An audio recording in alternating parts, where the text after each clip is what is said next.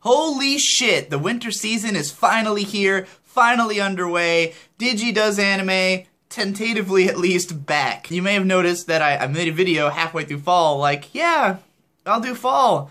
And then right after that I was like, I'm gonna do this top 20 list of the year, so I don't need to talk about any of these shows because I'll talk about them in that.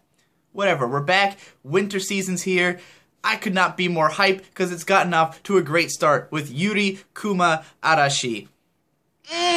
Such a great first episode. If you like lesbians, if you like bears, if you would like to see a storm of Yuri and Kuma, a Yuri bear storm, go watch this. First of all, the reason I'm so excited about Yuri Kuma Arashi is because it is the latest from director Kunihiko Ikuhara, the guy who brought you Revolutionary Girl Utena and Mawaru Penguin Drum.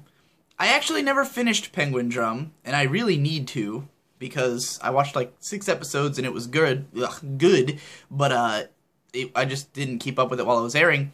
But Revolutionary Girl Utena is one of my favorite shows, one of what I consider to be the greatest anime ever created. Certainly the most interesting anime ever created, I would say, by a long shot. The guy has made some amazing work, and this show, I was not sure what to expect from it, because you can't ever know what to expect from Ikuhara, even though he uses so many of the same. His shows all kind of have a lot of similarities, but in terms of plot and what exactly am I in for, you cannot possibly predict an Ikuhara show. And in this case, he's doing the show with Silverlinks, which really surprised me, because Silverlinks has not made anything that I really like. They've made some halfway decent stuff, like Nodine was okay, Baka and Test was okay. Never loved any of their shows. I dropped most of them. So I was surprised that he would go to the studio, but at the same time, Silverlinks is essentially former Shaft employees. I believe the studio's, like, the lead director is Onuma Shin, who was, like, the understudy of Akiyuki Shinbo back at Shaft. So it's got that element of weirdness. It's always, their shows have always had a little bit of artistic tinge to them, especially the early stuff like Baka and Test. So I think that it's maybe not too surprising that he came here, but ultimately I think Ikuhara's touch is what will make this show. It doesn't feel like just some Silverlinks show, it feels like an Ikuhara show, and that's what I was hoping for, what I figured I was gonna get, but I started up and immediately, within like seconds, it's like, oh my god, this is madness. This is Ikuhara. This is him. This is a show about, from what I can tell so far, takes place in a world where, or at least it's like an all-girls school and everyone's a lesbian. Like, just right off the bat, everyone is gay in this show. The lesbians are in love with each other, but if they fall in love, then there's these bears from outer space who will eat them.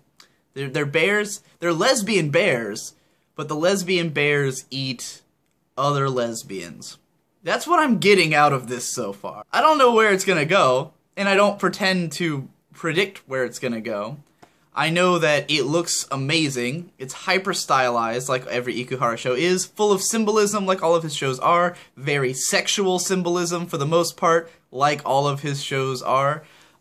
This one's very blatant about the sexual element. In the typical Ikuhara fashion, it's all very artfully crafted, where you're watching things happen that are just absolutely batshit insane.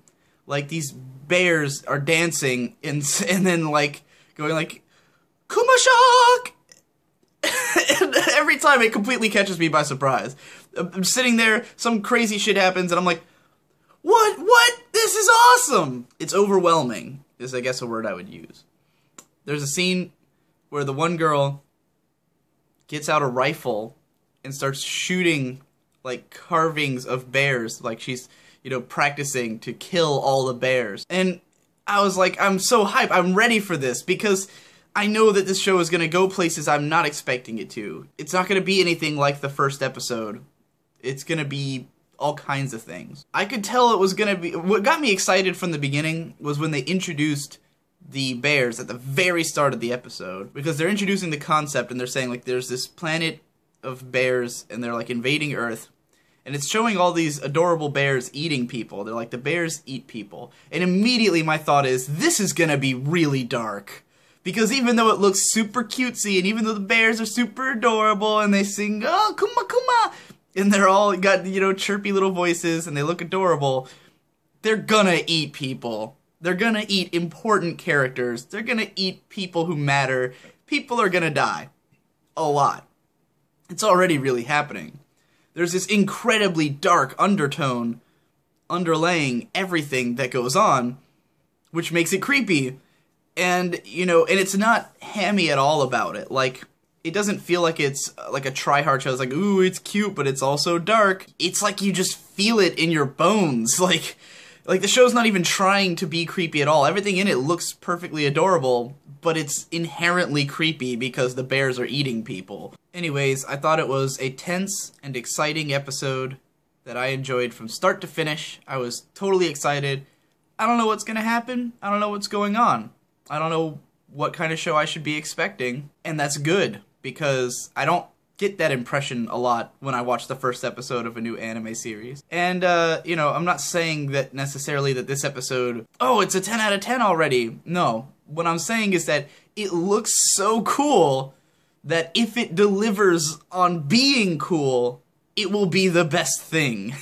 It has so much potential, and it's shown so much intrigue, and I already want to know what's up with these characters and what's up with this world and where this is going. So, I'm excited.